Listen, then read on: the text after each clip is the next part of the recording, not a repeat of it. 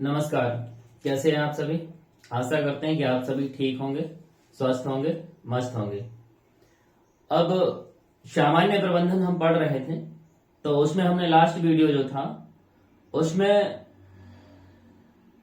प्रबंध के कार्य देखे थे।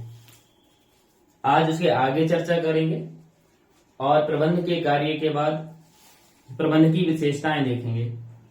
तो अभी तक हमने 3 लेक्चर में कौन कौन सी चीजें देखी हैं, उसमें देखते हैं कि पहला जो लेक्चर था वो संगठन के बारे में बताया हुआ था कि भाई संगठन क्या चीज होती है। तो उसको एक बार रिकैप करते हैं कि हमने अब तक क्या पढ़ा हुआ है। तो संगठन के बारे में बताया था कि संगठन लोगों का समूह है, यानी जहां कई सारे लोग एक साथ कार्य करते हैं, अलग अलग प्रकार के कार्य करते हैं, लेकिन उनका ओवरऑल जो उद्देश्य होता है वो क्या रहता है, समान होता है। यानी कार्य, जैसे कोई अगर एक प्रोडक्ट की फैक्ट्री है तो उसमें अलग अलग यूनिट होंगी, अलग अलग डिपार्टमेंट होंगी। कोई सेलिंग का काम देखेगा, कोई बनाने का काम देखेगा, कोई रॉ मटेरियल लाने का काम देखेगा कि भाई समय पर आ जाए। तो इस तरह से क्या है, सबके काम अलग अलग बटे हुए हैं, सबके डिपार्टमेंट अलग अलग बटे हुए हैं और कई सारे लोग कार्य कर रहे हैं, लेकिन इनका जो उद्देश्य है वो है ओवरऑल क्या है, उस प्रोडक्ट को बनाना, फिर उसकी मार्केट में सेलिंग करना। तो ये काम होता है किसका, संगठन का। संगठन बताए थे कि भाई 2 तरह के होते हैं, व्यावसायिक भी हो सकते हैं और गैर व्यावसायिक होते हैं। व्यावसायिक में क्या है, मुख्यतः जो भी आदमी काम करेगा वो अपने प्रॉफिट या लाभ के लिए काम करेगा, इसीलिए उसे क्या कहते हैं, व्यावसायिक संगठन कहते हैं। और हमने उसके आगे डेफिनेशन पढ़ी थी, भाई प्रबंध क्या है। प्रबंध है लोगों को क्या है, लोगों से काम कराना। तो लोगों से क्या करना है, काम किस ढंग से कराना है, व्यवस्थित ढंग से कराना है। तो व्यवस्थित ढंग से लोगों से काम कराना क्या कहलाता है, प्रबंध कहलाता है। और एक मोस्ट इंपोर्टेंट जो आपने डेफिनेशन देखी थी वो डेफिनेशन ये थी कि प्रबंध किसी बिजनेस के उद्देश्य को प्राप्त करने के लिए, और प्राप्त भी किस ढंग से करना है, कुशलता पूर्वक ढंग से प्राप्त करना है और प्रभावपूर्ण तरीके से प्राप्त करना है। कुशलता पूर्वक का मतलब बताया था कि भाई न्यूनतम साधनों का प्रयोग करना है या न्यूनतम लागत के साथ क्या करना है, प्रोडक्ट का उत्पादन करना है या सेवा प्रदान करना है। और प्रभावपूर्णता का मतलब क्या बताया था, समय पर। तो कोई भी हम क्या करते हैं, किसी भी संगठन का जो उद्देश्य होता है, संगठन को व्यवसाय भी बोलते हैं, उसका उद्देश्य क्या होता है, या तो कोई सेवा प्रदान करेगा या वस्तुओं का निर्माण करेगा या उनकी डिलीवरी करेगा। तो ये 2 ही मुख्य काम होते हैं किसी के, संगठन के। लेकिन ये सब चीजों को करने के लिए क्या है, उनको समय पर डिलीवरी करनी पड़ती है, समय पर वस्तुओं को बनाना पड़ता है और ज्यादा लाभ के लिए उनको कम लागत पर भी वस्तुओं को बनाना पड़ता है या उनकी सर्विस देनी पड़ती है। तो उसके बाद हमने क्या है, कार्यों को पढ़ा था। कार्य कौन कौन से थे, अगर किसी व्यक्ति को या प्रबंधक को प्रबंध करना है तो सबसे पहला क्या करना पड़ेगा, उसको बिजनेस डालने के लिए प्लानिंग करनी पड़ेगी। इंग्लिश में हिंदी में बोलते हैं नियोजन। यानी प्रबंध की शुरुआत कहां से होती है, नियोजन से होती है। तो नियोजन, सबसे पहला काम क्या होता है प्रबंधक का, नियोजन करना या प्लानिंग करना। कौन सा काम करना है, कब करना है, क्यों करना है, कैसे करना है। दूसरा काम बताया था, अगर प्लान कर लिया कि भाई हमें संबंधित काम करना है तो उसके लिए क्या होगा, एक ढांचा होगा, लोगों को अपॉइंट करना पड़ेगा, यानी उनकी नियुक्ति करनी पड़ेगी। तो लोग कितने लगेंगे, कितने डिपार्टमेंट होंगे, तो ये सब चीजें, और उनका क्या है, कार्यों का विभाजन उसमें किस तरीके से होगा। तो ये सब चीजें आएंगी किसके अंतर्गत, संगठन के अंतर्गत। यानी अगर प्लान तैयार कर लिया तो हमें एक संगठन खड़ा करना पड़ेगा जो क्या है, उसको एग्जीक्यूट या क्रियान्वित करने का काम करेगा। तीसरा काम बताया था कि भाई नियुक्तिकरण। जब प्लान बन गया, संगठन बन गया, तो संगठन में हमें लोगों की आवश्यकता पड़ेगी, यानी संबंधित अधिकारी या कर्मचारियों को नियुक्त करना पड़ेगा। उसमें नियुक्ति करने में क्या है, लोगों का चुनाव करेंगे, उन्हें ट्रेनिंग देंगे, उन्हें कार्य सिखाएंगे, ट्रांसफर भी करेंगे, उनको क्या है, वेतन लाभ भी प्रदान करेंगे और उसके बाद उनका प्रमोशन भी करेंगे अगर वो अच्छा काम करते हैं। और उनकी लास्ट में ओवरऑल जब वो बुढ़ापे के स्टेज में आ जाते हैं तो उनकी क्या होगी, सेवा मुक्ति। तो इसको हमें टोटल देख लेना है अपनी नियुक्ति से, यानी पटवारियों की नियुक्ति होनी है या जो भी वैकेंसी आ रही है उनमें जो जिसकी नियुक्ति होनी है, तो उसके साथ जो जो भी होगा आगे, यानी पूरी लाइफ में आपके नियुक्ति परीक्षा होने से पहले, यानी चुनाव हो रहा है अभी आपका, 10 से 12 लोग जो एग्जाम दे रहे हैं उसमें से आपका चुनाव होना है, तो आपकी क्या होगी, नियुक्ति होगी। तो नियुक्ति होने के साथ ही जो जो भी काम होंगे, आपकी ट्रेनिंग होगी, और आपका क्या होगा, वेतन भत्ते भी आपको दिए जाएंगे और आपको आगे ट्रांसफर पोस्टिंग भी होगी, प्रमोशन भी होगा। तो ये सब चीजें क्या है, आपसे जुड़ी हुई चीजें हैं। तो दिमाग में सेट कर लेना है कि समझो हमारी नियुक्ति होनी है। और राजस्व विभाग क्या हो गया, आपका संगठन हो गया, एक सिस्टम हो गया जिसमें क्या है, पटवारी सबसे निचली कड़ी है और बहुत महत्वपूर्ण कड़ी है। ठीक, तो यहीं से ये बात निकल के आती है, भाई हमारा संगठन था, पहले प्लान तय हो गया, गवर्नमेंट ने काम कराना है। काम क्या कराना है, लोगों तक क्या है, उनकी योजनाओं का लाभ ले जाना है और भूमि से संबंधित जो भी दस्तावेज है उनका रखरखाव करना है, फसलों की गिरदावरी करनी यानी फसलों को चढ़ाना है। तो ये काम का प्लान हो गया था। उसके बाद क्या है, राजस्व विभाग बनाया गया। राजस्व विभाग में क्या करना है, अब नियुक्ति करनी है। तो वो आपकी नियुक्ति कर रहे हैं क्योंकि उनके पास अभी स्टाफ कम है, ताकि लोगों तक सर्विस डिलीवरी क्या हो सके, फास्ट तरीके से हो सके। अब उसके बाद चौथा कार्य आता है निर्देशन, यानी जब आपकी नियुक्ति हो जाएगी तो आपको क्या है, काम करना नहीं आएगा। ट्रेनिंग तो आपकी हो गई लेकिन व्यवहारिक रूप से काम नहीं आएगा, तो आपको वरिष्ठ पटवारी के अंडर में रख देंगे।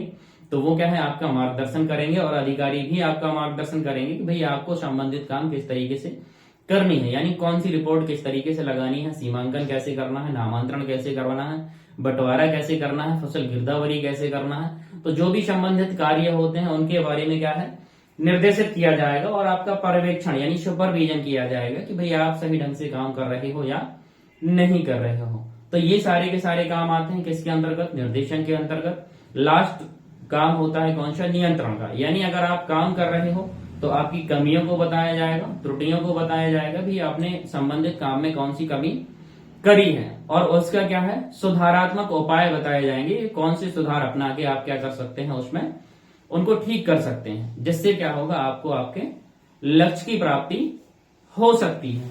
तो यही चीज आती है किसमें, प्रबंध के कार्यों में। तो संगठन पढ़ा, प्रबंध की परिभाषा पढ़ी, उसके बाद क्या है, प्रबंध के कार्य पढ़े हैं। अब उसके आगे आज पढ़ेंगे हम प्रबंध की विशेषताएं। ये बहुत महत्वपूर्ण है, क्वेश्चन इनसे बनेगा, इसीलिए इनको क्या करना है, बहुत अच्छे से समझना है।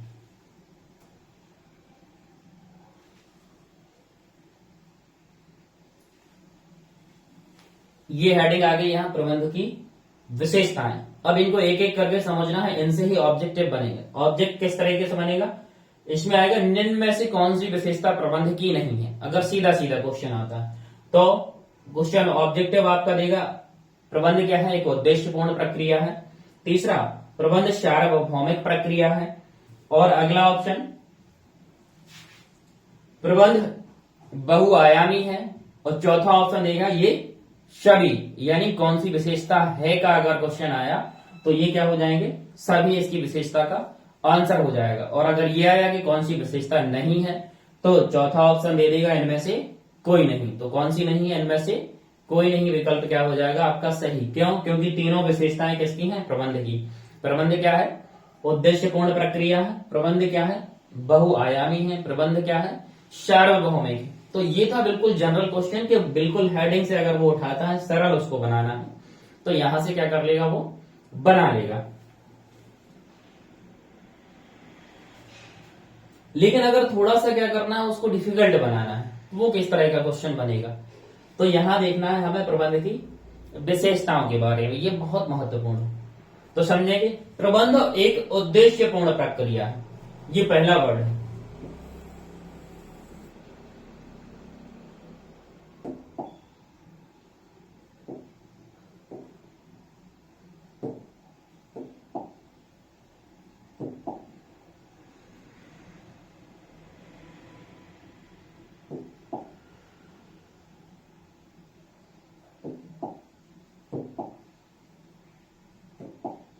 ठीक, तो प्रबंध किस तरह की क्रिया है,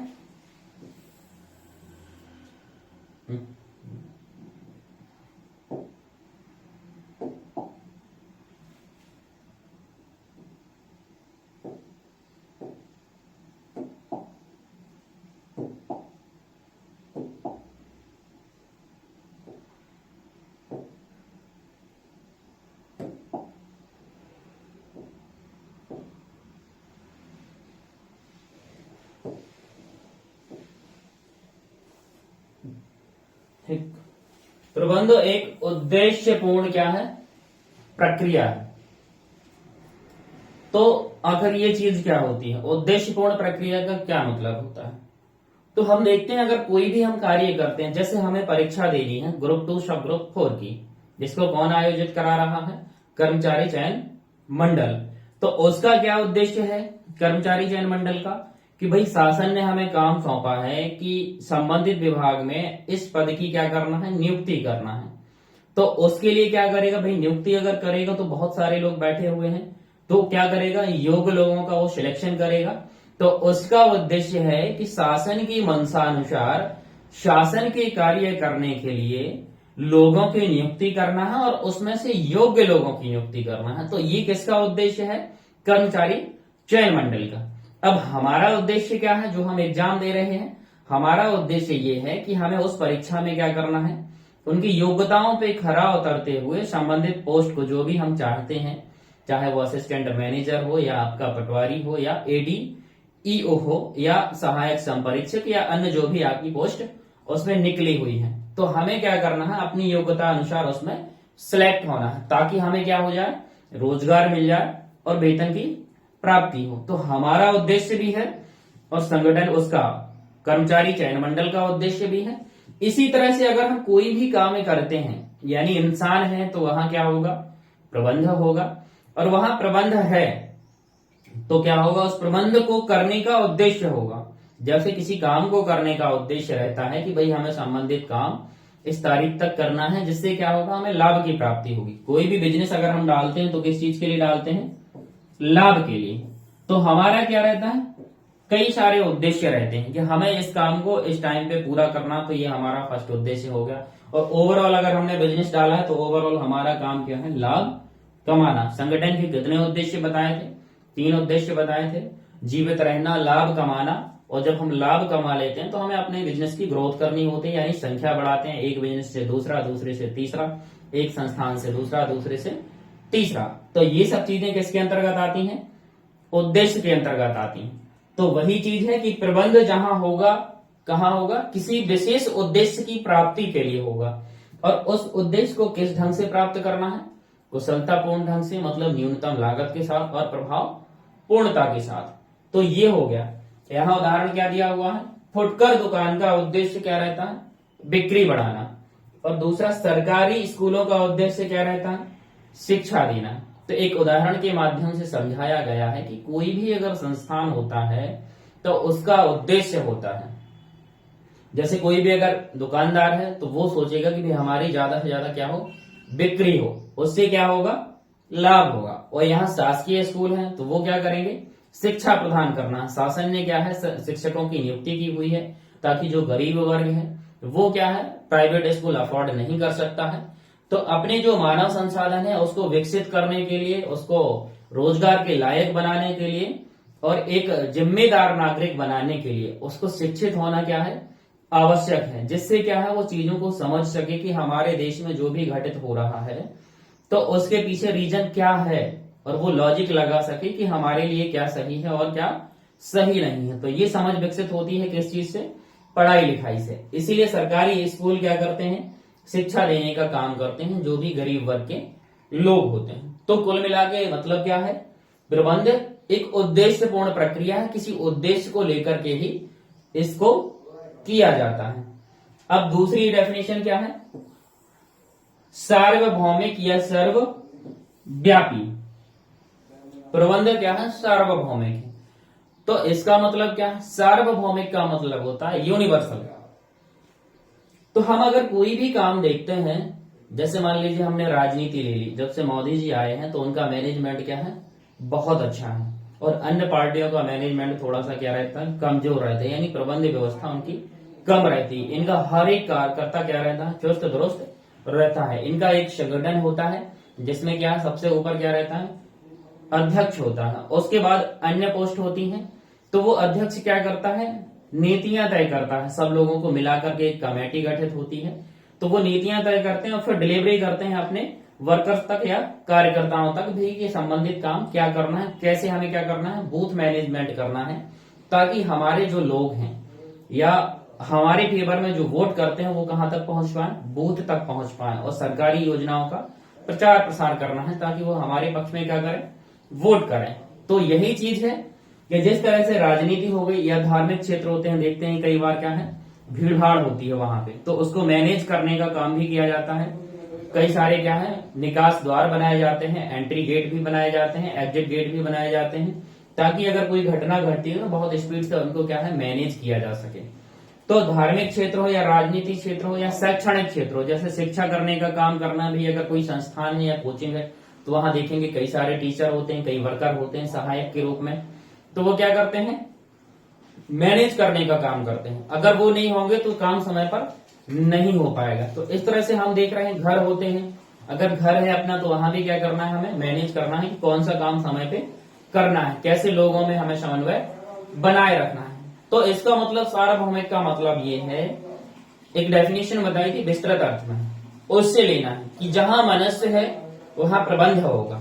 तो इसी तरह से यहां देखना है, चाहे राजनीतिक क्षेत्र हो, चाहे धार्मिक क्षेत्र हो, चाहे शैक्षणिक क्षेत्र हो, चाहे कोई सा भी क्षेत्र हो, उसमें क्या है इंसान होता है या मानव होता है। तो वहां क्या करता है मानव काम करता है या मानवीय श्रम करता है, तो वहां क्या होगा प्रबंध होगा। तो इसीलिए इसको क्या बोला गया है कि प्रबंध एक सार्वभौमिक प्रक्रिया है। तो कोई भी क्षेत्र हो वहां क्या होगा प्रबंध की आवश्यकता पड़ेगी, चाहे बिजनेस का हो, चाहे धार्मिक हो, चाहे आर्थिक हो, सामाजिक हो या राजनीतिक हो। केवल समझ विकसित करनी है और दिमाग से निकाल देना है, अपने आप क्वेश्चन पेपर में बनेगा। केवल याद रखना है किस चीज को, इंसान को। इंसान अगर है तो वहां क्या है प्रबंध है।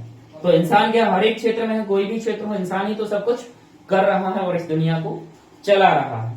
ठीक, तो यहां हो गया उदाहरण के रूप में यहां लिखा हुआ कि पेट्रोल पंप हो गया या अस्पताल हो गया या विद्यालय हो गया, सभी का क्या है प्रबंध आवश्यक है। अगर पेट्रोल पंप का प्रबंध नहीं होगा, यानी उसमें क्या है डीजल पेट्रोल अगर खत्म हो गया, तो वहां से पेट्रोल या डीजल भरवाने वाले जो वाहन है वो अपना कार्य नहीं कर पाएंगे। तो उसका प्रबंध भी आवश्यक है कि समय पर क्या है डीजल या पेट्रोल उपलब्ध रहे, जिससे क्या होगा समय पर काम हो सकेगा और जो आपके देश की इकोनॉमी है वो क्या है रफ्तार पकड़ेगी। लेकिन अगर डीजल पेट्रोल नहीं होगा, संसाधन नहीं होंगे, तो मशीनें कार्य नहीं कर पाएंगे, लोग यहाँ से वहां नहीं जा पाएंगे, तो काम नहीं करेंगे तो ग्रोथ नहीं होगी, तो उससे देश की ग्रोथ भी नहीं होगी।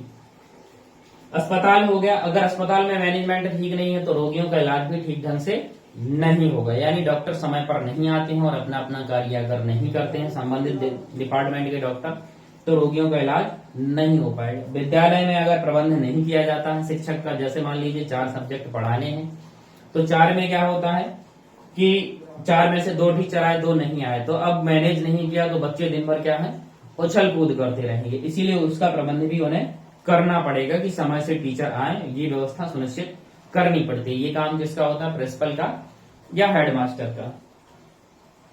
तो अभी तक 2 हेडिंग पढ़े, कौन सी, पहली विशेषता प्रबंध क्या है उद्देश्यपूर्ण प्रक्रिया है, यानी प्रबंध का उद्देश्य होगा तभी क्या है प्रबंध हमें करना पड़ेगा, और एक सार्वभौमिक प्रक्रिया है। ठीक, अब उसके बाद तीसरा क्या आता है, प्रबंध एक बहुआयामी है। अब ये बहुआयाम यानी बहुत सारे आयाम हैं, इसमें कई सारे लोगों को मैनेज किया जाता है। तो बहुआयामी कैसे है यहां देखेंगे। सबसे पहले तो क्या करना पड़ता है कार्य का प्रबंध करना पड़ता है।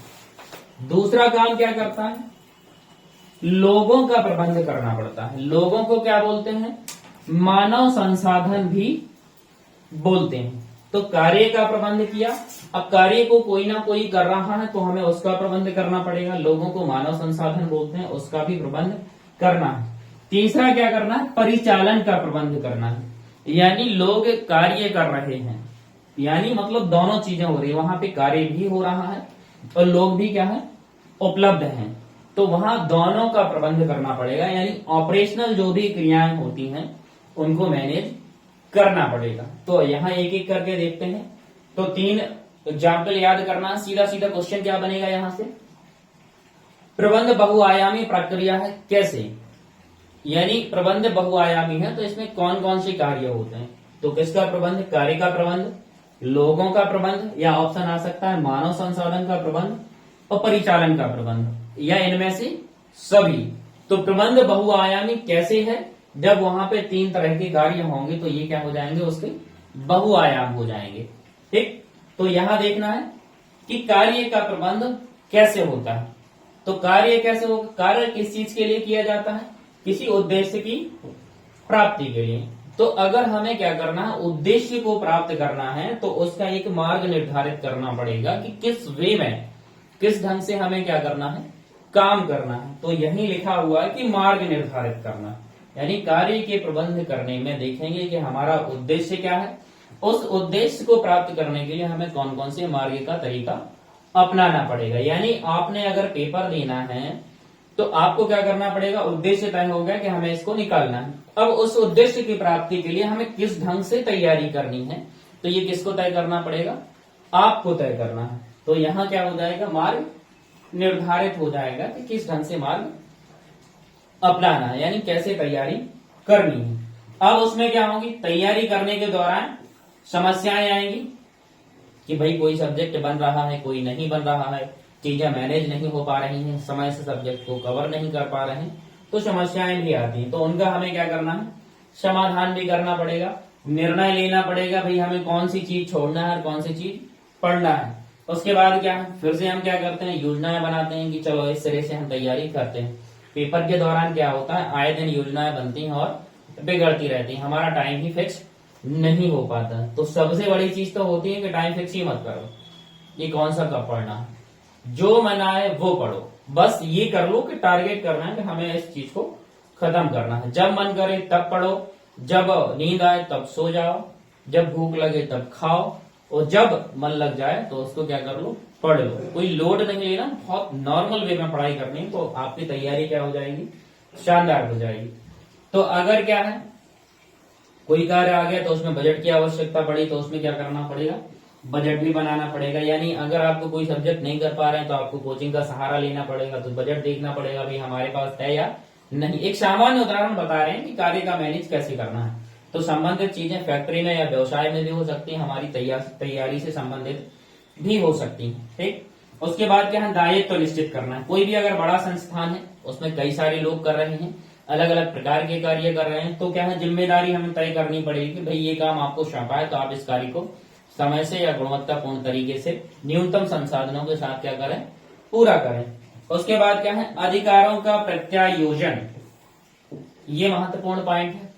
होता क्या है कि जब कोई बड़ा अधिकारी होता है, जैसे एक कलेक्टर होता है, तो उसके पास क्या है, बहुत सारे डिपार्टमेंट होते हैं, यानी जिले के जितने भी डिपार्टमेंट होते हैं सबका बॉस होता है। तो उसके पास कई सारे काम करने की रहने की वजह से वो काम समय से नहीं कर पाते हैं। तो वो क्या करते हैं, जो भी अपर कलेक्टर होते हैं या संयुक्त कलेक्टर होते हैं या आपके डिप्टी कलेक्टर होते हैं, तो कार्य इनको सौंप देते हैं। वो एक आदेश निकालते हैं, वो निकालते हैं कि भाई संबंधित कार्य की शक्ति हमारे पास थी, लेकिन हमारे पास समय न होने की वजह से हम ये जो वो पावर है, संबंधित किसी भी काम की पावर किसको सौंपते हैं, डिप्टी कलेक्टर को या ज्वाइंट कलेक्टर को या अपर कलेक्टर को सौंपते हैं। तो प्रत्यायोजन का मतलब क्या है, सीधा सीधा कि वरिष्ठ अधिकारी अपने अधीनस्थ को, जो उससे 1 या 2 रैंक नीचे हो सकता है, किसी काम की अधिकता के चलते किसी काम को निचले अधिकारी को अपनी पावर सौंप देता है, जो उसको पहले से नहीं होती है लेकिन वरिष्ठ अधिकारी को होती है, तो वो उसको सौंपता है, लिखित में सौंपता है। तो उसको क्या कहते हैं, अधिकारों का प्रत्यायोजन। यानी किसी पावरफुल व्यक्ति के द्वारा निचले व्यक्ति को अपनी पावर का दिए जाना कि भाई हमारी अनुपस्थिति में या हम अन्य काम में लगे हुए हैं, तो आप इस काम की आज से क्या करेंगे, देख रेख करेंगे। तो उसका सुपरविजन क्या करेगा, बॉस करेगा, लेकिन उसने उस कार्य को सौंप दिया कि भाई अब आपकी जिम्मेदारी हो गई, दायित्व तय हो गया। अगर आप नहीं काम करेंगे तो आपके ऊपर क्या होगी, कार्यवाही होगी। तो ये होता है अधिकारों का प्रत्यायोजन। तो बस यहाँ आ गया बहुआयामी में कार्य का प्रबंध कैसे करना है, कि पहले क्या करना पड़ेगा, उद्देश्य तय करना पड़ेगा। उद्देश्य को पूरा करने के लिए मार्ग निर्धारित करना पड़ेगा कि कौन सा मार्ग अपनाना है। तो उसमें बीच में समस्याएं आएंगी, तो उसको समाधान करना है, दायित्व निर्धारित करना है, बजट बनाना है, निर्णय लेना है और अधिकारों का प्रत्यायोजन करना है। तो ये किसके अंतर्गत आ गई, कार्य के प्रबंध के अंतर्गत। दूसरा काम कौन सा आएगा, दूसरा है लोगों या मानव संसाधन का प्रबंध। तो ये क्या है, सबसे बड़ी संपत्ति है किसकी, संगठन की। भाई ये कैसे है, तो हम देखते हैं कि संगठन जो है वो लोगों से मिलकर ही बनता है और लोग ही उसको बनाते हैं। ये क्या है, एक निष्क्रिय इकाई है, उसको सक्रिय कैसे होता है, लोगों से होता है। तो लोग क्या होंगे, अगर काम करेंगे तो संगठन सही ढंग से काम करेगा। तो उसकी सबसे बड़ी पूंजी कौन है? संपत्ति। यानी संगठन लोगों के द्वारा बनाया जाता है और कार्य करने के लिए बनाया जाता है, एक कल्चर या सिस्टम डेवलप करने के लिए बनाया जाता है। इसलिए सबसे बड़ी संपत्ति क्या है? लोग। लोग नहीं होंगे तो ये प्रबंध करने की भी हमें आवश्यकता नहीं पड़ेगी, क्योंकि ओवरऑल काम हम किसके लिए कर रहे हैं? अपने लिए ही। तो हम लोग इंसान हैं, लोग हैं, मनुष्य हैं, तो क्या है? प्रबंध कर रहे हैं। ठीक। तो यहाँ किस तरीके से क्या होता है? इनका प्रबंध होता है, ये देखना है। यहां लिखा हुआ अलग अलग आवश्यकता एवं व्यवहार वाले व्यक्तियों के रूप में मानकर व्यवहार करना। और यहां क्या लिखा हुआ? सामूहिक रूप में मानकर व्यवहार करना। तो बस कुछ बहुत बड़ी बात नहीं है कि जैसे ये एक संगठन हो गया और ये इसमें क्या हो गए? लोगों के समूह हो गए। ये क्या कर रहे हैं? अपना अपना काम कर रहे हैं। ठीक। जैसे मान लीजिए ये क्रिकेट टीम हो गई। क्रिकेट टीम में ये क्या है? 4 खिलाड़ी होगा, इस तरीके से बाकी खिलाड़ी भी होंगे, यानी 11 होंगे। तो क्या करेगा? किसी को बॉलिंग आती है, किसी को बैटिंग आती है, किसी को दोनों आते हैं, किसी को फिर क्या करेंगे? सब लोग फील्डिंग करते हैं, बैटिंग भी करते हैं, बॉलिंग भी करते हैं। तो इनका ओवरऑल उद्देश्य क्या है? मैच को जीतना। जीतना है तो सबको 11 खिलाड़ियों को अपनी अपनी भूमिका का निर्वाह करना पड़ेगा। जो ऑलराउंडर है तो उसको ऑलराउंडर का काम करना पड़ेगा। जिसको अच्छी खासी बैटिंग आती है तो उसको पहले पहुंचा दिया जाता है कि भाई आप क्या करो, अच्छा स्कोर करो। और जो बॉलर होते हैं वो पीछे जाते हैं। तो इसमें क्या करना है कि जिनको रन बनाने हैं, जो अच्छे बैटर हैं इनको रन भी बनाने पड़ेंगे, जो अच्छे बॉलर हैं इनको क्या है? अच्छी बॉलिंग करनी पड़ेगी। तो और जो फील्डर रहते हैं या जिनको दोनों चीजें आती हैं, तो ये लोग क्या करते हैं? मिलकर के आपस में काम करते हैं। लेकिन काम क्या कर रहे हैं? अलग अलग काम कर रहे हैं। यानी जो अगर फील्डिंग कर रहे हैं तो अलग पोजीशन पे लगा हुआ है, वो अपना काम कर रहा है। जो बैटिंग कर रहा है वो भी अपना काम कर रहा है। जो विकेट कीपिंग कर रहा है तो वो क्या है? अलग काम कर रहा है। तो ये अलग अलग काम कर रहा है, लेकिन इनका उद्देश्य ओवरऑल क्या है? मैच जीतना है। तो यहां यही बात कही कि अलग अलग आवश्यकता, यानी बैटर की भी आवश्यकता है, बॉलर की भी आवश्यकता है। व्यवहार वाले व्यक्तियों के रूप में मानकर व्यवहार करना। तो हमें क्या है? उसकी अलग अलग आवश्यकता है। तो हमने मान लिया कि भाई आप क्या करो? बैटिंग करो, आप बॉलिंग करो, आप ये काम करो। ठीक। तो हमने अलग अलग रूप में भी मानेंगे हम व्यक्तियों को, और सामूहिक रूप में भी मानेंगे। यानी जब क्या है? सब एक साथ हैं। अगर किसी बॉलर ने बॉल फेंकी तो अगर कैच गया किसी व्यक्ति के पास तो उसको क्या करना पड़ेगा? कैच लेना पड़ेगा। तो यही चीज है कि बॉलर ने बॉल फेंकी तो वो देखेगा कि कैच लेने के लिए हमें कितनी दूर भागना है। तो अगर बॉलर के बॉल भर फेंक दी तो काम उससे नहीं चलेगा। अगर वो कैच लेने के लिए नहीं भागता या वहां नहीं पहुंचता तो वो कैच नहीं ले पाएगा और संबंधित व्यक्ति आउट नहीं होगा। और आउट नहीं होगा तो क्या है? मैच हम नहीं जीत पाएंगे। तो यही चीज होती है कि हमें एक ताकत भी उनको बनाना है और क्या करना है? अलग अलग व्यक्ति के रूप में कार्य भी कराना है। तो जब हम सामूहिक रूप में काम करते हैं तो एक ताकत का काम करते हैं। तो जो भी हमारी स्ट्रेंथ होती है, जैसे बैटिंग अगर स्ट्रेंथ है तो उसको हम क्या करेंगे? ताकत बनाएंगे। या किसी कोई कमजोर खिलाड़ी है, कमजोर कड़ी है, तो उसको क्या है? अप्रासंगिक करेंगे। या तो नया खिलाड़ी लाएंगे उसकी जगह पे, या कुछ अन्य व्यवस्थाएं करेंगे। तो कमजोरी जो होगी हम उसको क्या है? कम से कम करने का प्रयास करेंगे और अपनी ताकत को बढ़ाने का प्रयास करेंगे। तो हमने अभी समझा लोगों या मानव संसाधन का प्रबंध हमें कैसे करना है। कैसे करना है कि भाई अलग अलग कार्य कर रहे हैं तो उनको अलग अलग एक इकाई भी मानना है, लेकिन समान उद्देश्य में क्या करना है? उनका मार्गदर्शन करना है ताकि उनके समान उद्देश्य की पूर्ति हो सके। तीसरा क्या है? परिचालन का प्रबंध। परिचालन में क्या रहता है? जो भी हम रॉ मटेरियल है यानी कच्चा माल है उसको मशीनों की सहायता से बनाते हैं। तो मशीनों की सहायता से बनाते हैं तो उसमें क्या है? लोग भी लगेंगे। तो इसमें क्या करना है? कार्य एवं लोगों दोनों का प्रबंध करना पड़ता है। अब किसी संगठन का उद्देश्य क्या रहता है? उत्पादन करना या सेवा प्रदान करना। तो दोनों चीजें भी अगर हम करते हैं तो इनकी क्या रहती है? प्रक्रिया रहती है। अगर उत्पाद का निर्माण कर रहे हैं तो इसकी क्या होगी? उत्पाद प्रक्रिया होगी। तो इसमें क्या क्या होगा? आगत माल यानी कच्चा माल जिसकी हमें आवश्यकता है वस्तुओं को बनाने में, और तकनीक का इस्तेमाल, हम दोनों का इस्तेमाल करेंगे और उससे उपभोग के लायक क्या बनाएंगे? निर्गत माल बनाएंगे। इन वर्ड को याद रखना है कि आगत माल रॉ मटेरियल टाइप का है, किसी भी चीज की हमें आवश्यकता पड़ती है, संसाधनों की आवश्यकता पड़ सकती है। और निर्गत माल मतलब जो हम वस्तु बना लेते हैं, यानी मार्केट में बेचने के लिए जो हम प्रोडक्ट तैयार करते हैं या वस्तु तैयार करते हैं, तो वो क्या कहलाता है, निर्गत माल कहलाता है। और उसका हम क्या करते हैं, उपभोग करते हैं या यूज करते हैं। तो ये 3 चीजें हो गई अभी तक। तो प्रबंध बहुआयामी है। कैसे? इसमें कार्य का प्रबंध होगा, जो भी समस्याएं आएंगी उनका समाधान करेंगे।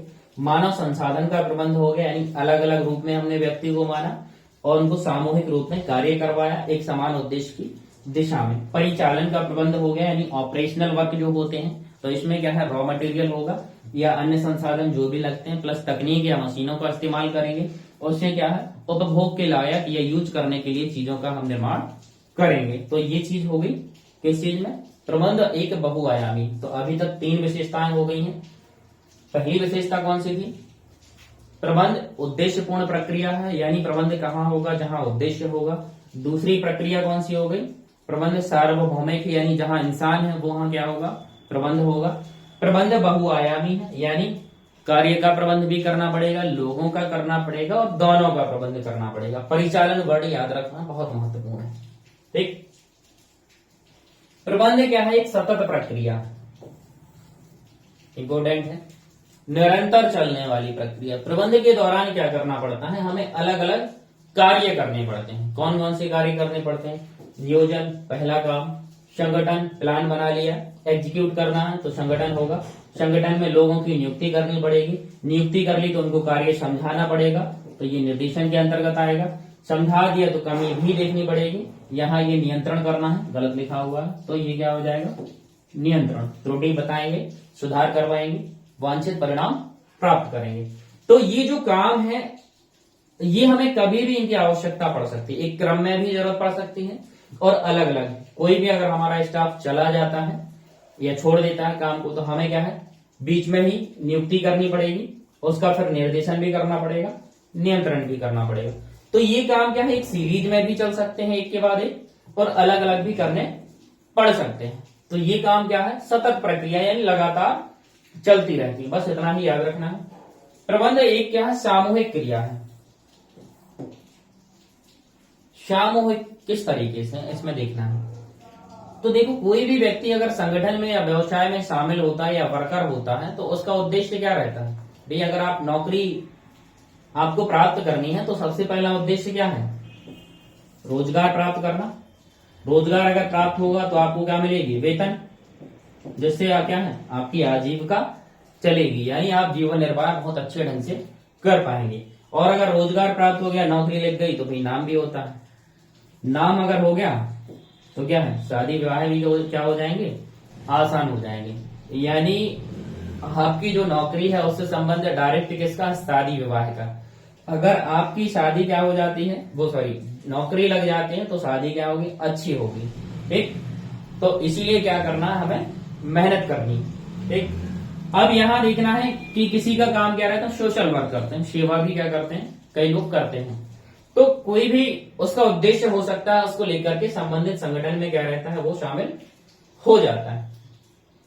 जब उस संगठन में क्या हो जाएगा, शामिल हो गया, यानी एक व्यक्ति था, उसके उद्देश्य थे रोजगार प्राप्त करना, वेतन मिलेगी, उसका नाम होगा और क्या होगा, वो सेवा भी कर सकता है। तो वो संगठन में शामिल हुआ। संगठन में क्या है, उसको अलग अलग प्रकार के कार्य करने पड़ेंगे। तो अलग अलग प्रकार के कार्य किस रूप में, टीम के रूप में।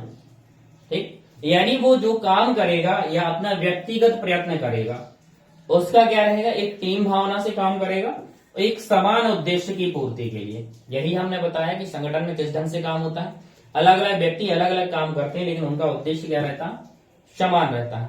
और ये समान दिशा में क्या करेंगे, समन्वय करेंगे, एक टीम भावना से काम करते हैं। जैसे क्रिकेट में होता है कि वो लोग सब लोग मिलकर खेलते हैं, जिससे क्या है, अपनी टीम का जो उद्देश्य है जीत सुनिश्चित करना, तो उसको क्या करते हैं, वो निश्चित करते हैं। और इससे क्या होगा, अगर समान दिशा में समन्वय करते हैं समान उद्देश्य की पूर्ति से, तो संगठन को क्या होगा, लाभ। तो संगठन को अगर लाभ होता है तो वो क्या करेगा, अगर भाई किसी साल कंपनी को ज्यादा लाभ होता है तो वो कंपनी के क्या है, वेतन में वृद्धि कर देती है और अलग से भत्ते भी उनको उपलब्ध कराती है, यानी जो भी उसका शेयर होता है लाभ का उसमें से कुछ हिस्सा अपने एम्प्लॉय को देते हैं। जो बहुत अच्छी कंपनियां होती हैं, बड़ी कंपनियां होती हैं, वो जनरली ऐसा ही करते हैं ताकि उनके वर्कर क्या रहे, संतुष्ट रहे।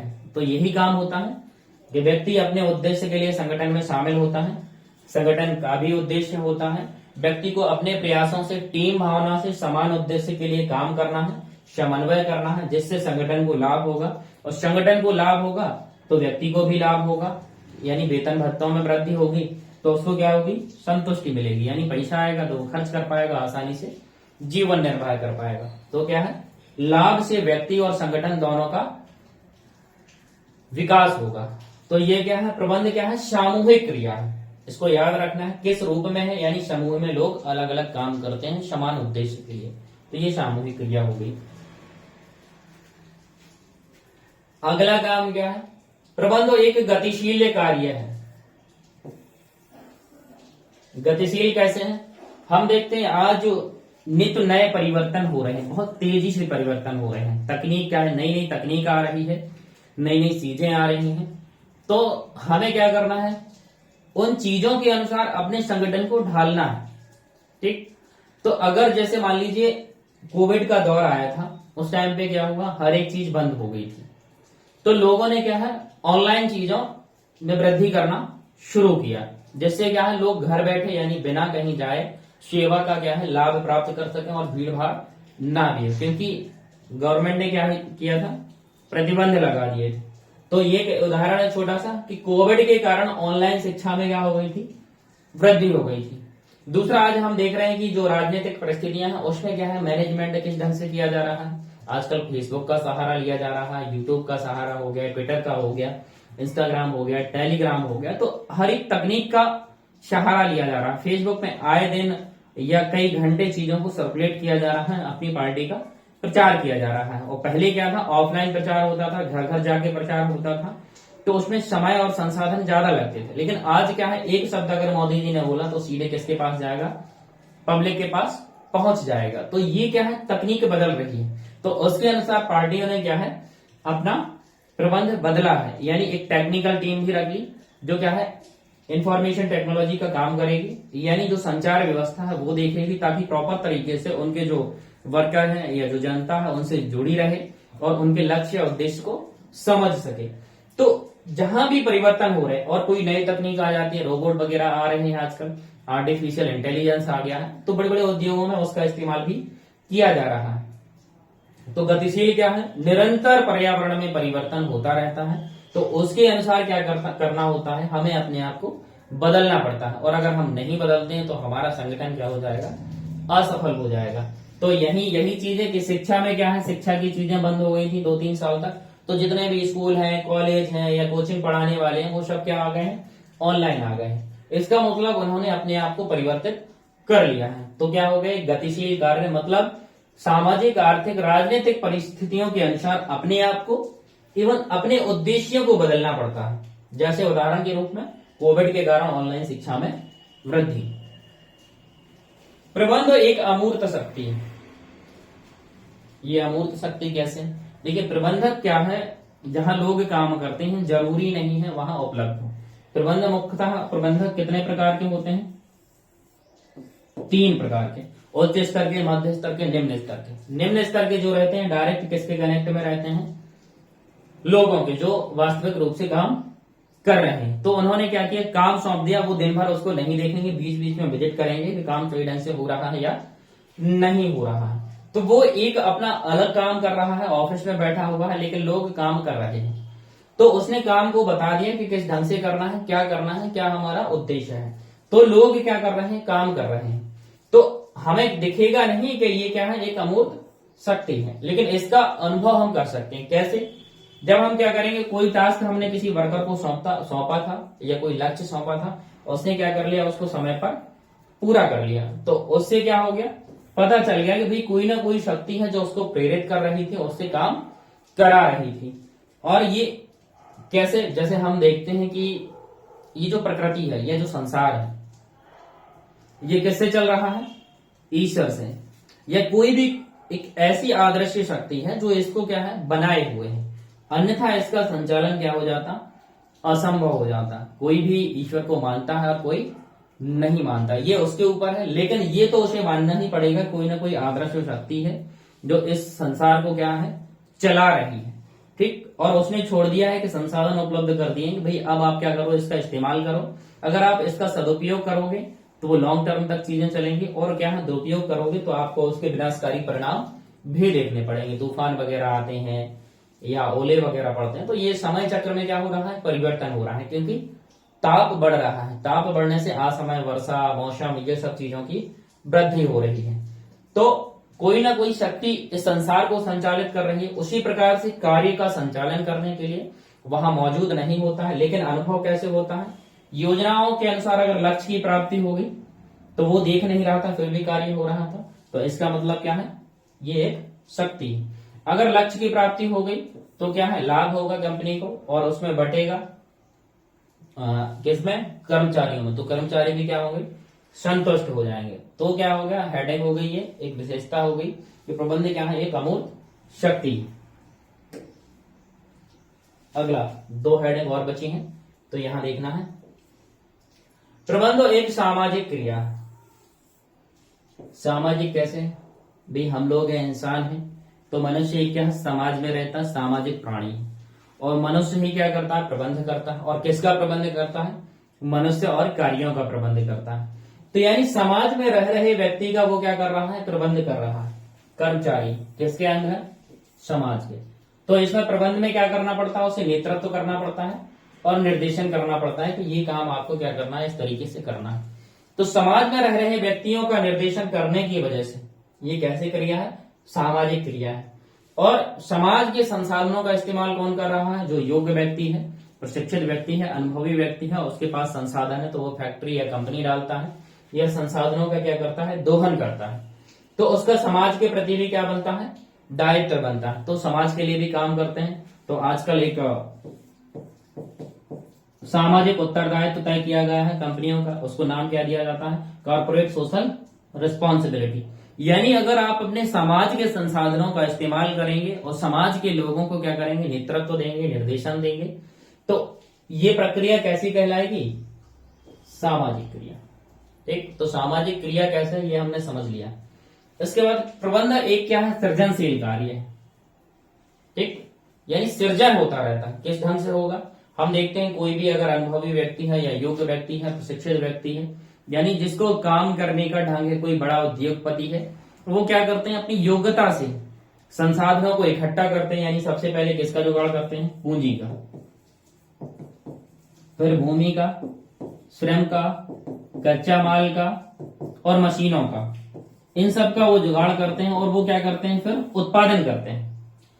ठीक, उत्पादन करने से वो क्या करेंगे, संसाधनों का क्या है, जुगाड़ किया। हर कोई तो कर नहीं सकता, वही कर पाएगा जो क्या होगा, योग्य होगा। तो क्या करेगा, वो लोगों को रोजगार उपलब्ध कराएगा, उसकी आय भी होगी, जिसको रोजगार देगा उसको भी लाभ होगा। नए व्यवसायों में वृद्धि, आजकल देख रहे हैं इतना क्या टेक्नोलॉजी में परिवर्तन हो रहा है, तो नए नए उद्योग खुल रहे हैं। ठीक, नए नए व्यवसाय उत्पन्न हो रहे हैं, नए नए सेवा क्षेत्र उत्पन्न हो रहे हैं। तो व्यवसायों में क्या होगी, वृद्धि होगी, जिससे क्या है, धन संपदा का निर्माण होगा। यानी लोग अगर काम करेंगे, नए व्यवसाय खोलेंगे, लोगों को रोजगार उपलब्ध होगा, आय में वृद्धि होगी। आय में अगर वृद्धि होगी तो संसाधनों का इस्तेमाल कर पाएंगे। यानी जो गरीब लोग हैं उनको संसाधन अभी उपलब्ध नहीं है, तो वो क्या है, रोजगार मिलने से पैसा कमा पाएंगे, जिससे लोगों को खरीद पाएंगे, सॉरी वस्तुओं को खरीद पाएंगे। वस्तुओं को खरीदेंगे तो उनका जीवन स्तर क्या होगा, उच्च होगा। भाई हम लोग क्या करते हैं, किसके चीज के लिए काम कर रहे हैं, अगर हमें लाभ होगा या वेतन की प्राप्ति होगी तो हम ज्यादा चीजों को परचेस कर पाएंगे और अपने जीवन स्तर को ऊंचा उठाने के लिए उन चीजों का इस्तेमाल कर पाएंगे। तो जब संसाधन ही नहीं होंगे, पूंजी निर्माण नहीं होगा, यानी हमें लाभ प्राप्त नहीं हो गया, तो हम इनका इस्तेमाल ही नहीं कर पाएंगे। नौकरी नहीं लगेगी तो क्या होगा, बहुत कम पैसे में हमें क्या करना पड़ेगा, 4 से 5 हजार में जीवन यापन करना पड़ेगा। लेकिन अगर नौकरी लग जाएगी तो हर एक चीज क्या होगी, अच्छी होगी। यानी आपका लिविंग स्टैंडर्ड जो क्या हो जाएगा, ऊंचा हो जाएगा। तो प्रबंधक इस तरह का काम है, सृजनशील कार्य, यानी धन संपदा का निर्माण करता है। धन संपदा का निर्माण होगा, लोगों को रोजगार मिलेगा, आय में वृद्धि होगी, जीवन स्तर में वृद्धि होगी। तो यानी इसका मतलब क्या है, देश तरक्की करेगा या समृद्धि होगी। उसका नाम होगा। जैसे अमेरिका है तो वहां क्या है, ज्यादा लोग काम कर रहे हैं, योग्य लोग हैं, तो उससे क्या है, संसाधनों को सही इस्तेमाल हो पा रहा है, जिससे वो तरक्की कर रहे हैं। हमारे देश में क्या है, विकासशील देश है, बढ़ता जा रहा है, बहुत तेजी से ग्रोथ कर रहा है, और आने वाले भविष्य में क्या है, ये नेतृत्व करेगा पूरे संसार का या विश्व का। ठीक, तो यहां तक हमने क्या देखा, प्रबंध की विशेषताएं। तो इसको एक बार रिकॉल कर लेते हैं, क्या क्या देखा आपने। ठीक, प्रबंध की विशेषताओं में देखा कि प्रबंध कैसी प्रक्रिया है, कंक्लूड करना है पूरा, ताकि एक उसका सारी समझ में आ सके।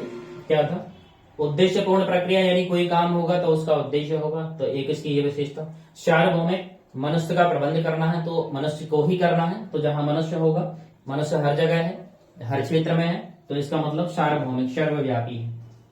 तीसरा, बहुआयामी है, क्या क्या काम करता है, बहुत सारे तरह के काम करता है।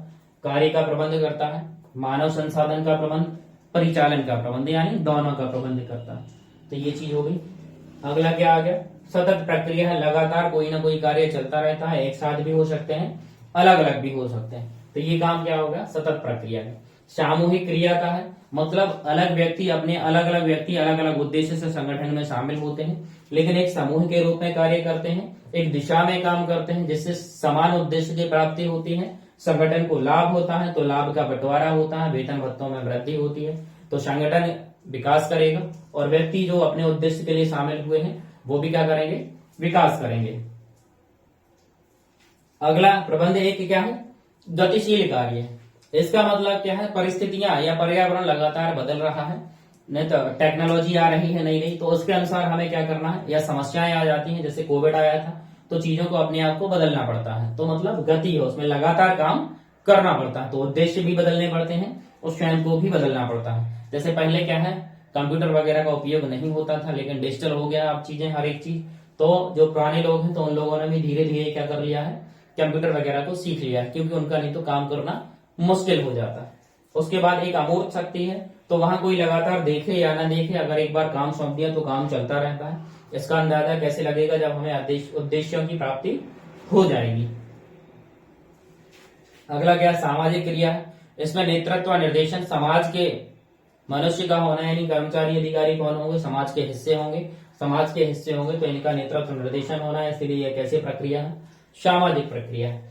सृजनशील कार्य है, इसका मतलब क्या है, जो भी निष्क्रिय संसाधन है, ये सब कैसे हैं, निष्क्रिय संसाधन है, हमें क्या करना है, इनको सक्रिय करना है, और पूंजी का निर्माण करना है, लोगों को रोजगार देना है, रोजगार देंगे, व्यवसाय ओपन करेंगे तो रोजगार देंगे, उनकी आय में वृद्धि होगी, आय में वृद्धि होगी तो खर्चों में बढ़ोतरी होगी, उनका जीवन स्तर कैसा होगा, उच्च होगा, जीवन स्तर उच्च होगा। किसी भी देश के अगर मानव संसाधन का जीवन स्तर उच्च होगा तो उससे क्या है, उस देश की खुशहाली का पता चलता है, उसकी समृद्धि का पता चलता है। तो ये थी इसकी प्रबंध की विशेषताएं। अब इसके आगे नेक्स्ट वीडियो में पढ़ेंगे। धन्यवाद।